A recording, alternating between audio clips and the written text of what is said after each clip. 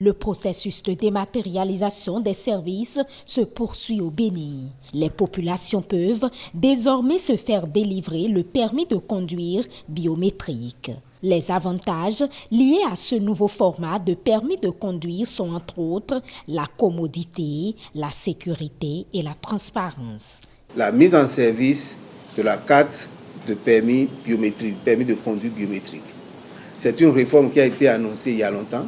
Donc, il y a 5 ans en arrière, on parlait de la mise en service de cette carte. Aujourd'hui, c'est une réalité. Pourquoi les cartes de permis biométriques? Pourquoi on a changé le format? Le format que nous avons aujourd'hui, c'est un format de carton à 3 volets.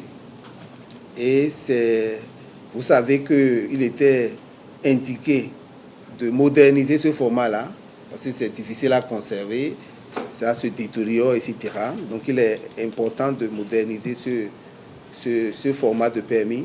L'ancien format du permis de conduire reste toujours en vigueur. Toutefois, ceux qui désirent avoir le nouveau peuvent l'obtenir. Le directeur par intérim de l'Agence nationale des transports terrestres, ANAT, a insisté sur le fait que la mise en service du nouveau format ne génère aucun frais supplémentaire sur le tarif habituel de délivrance du permis au Bénin. Si vous voulez remplacer un permis, évidemment, il faut payer pour remplacer un permis. Aujourd'hui, si on paie son permis et qu'on veut un duplicata, on paye pour ça. Donc, cette règle-là va rester.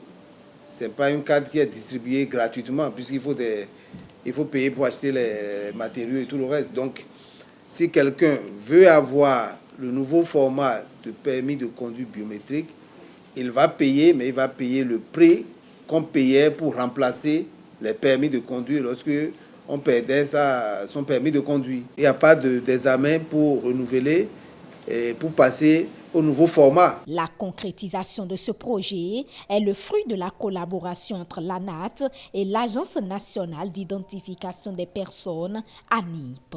Cyril Goubeji a rassuré les uns et les autres sur la sécurité du permis de conduire biométrique. Avant d'éditer cette carte de permis, c'est une longue série de travaux avec les techniciens de l'ANAT, suivi de processus de validation, signifiant que la carte de permis que nous avons est aux normes ou est alliée aux standards internationaux en matière de documents devant servir d'autorisation de conduite. À cette conférence de presse, le directeur par intérim de l'ANAT a mis un accent sur l'engagement de cette structure étatique à lutter contre la fraude. Que tous les cas de faux titres, des tentatives de fraude à l'occasion de l'organisation de nos examens de permis de conduire, lorsque les cas sont identifiés, les intéressés sont systématiquement poursuivis devant les tribunaux.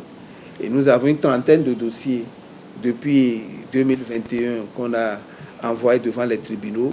Il y a presque la moitié qui a déjà connu des verdicts où nous avons des sanctions de privatif de liberté. On a aussi des sanctions pécuniaires contre les faussaires.